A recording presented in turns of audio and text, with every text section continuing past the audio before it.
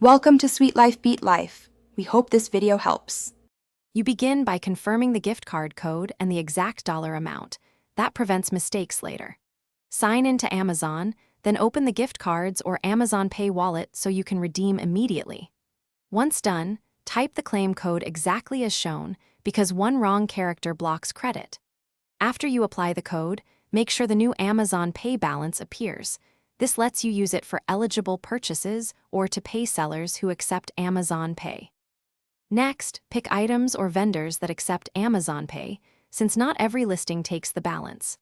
At checkout, select Amazon Pay wallet and choose the gift card balance as your primary payment method. This uses the funds first and avoids manual coupon entries. If the order total exceeds your balance, make sure to add a backup card or bank account to cover the remainder, because Amazon will ask you to authorize the extra amount before confirming the purchase. To finish, review the order summary to confirm the Amazon Pay deduction and any extra charge, then place the order. After purchase, check your email receipt and the Amazon Pay wallet to see the updated dollar balance and transaction record. If the gift code doesn't apply, clear browser cache or try a different device, then re-enter the claim code.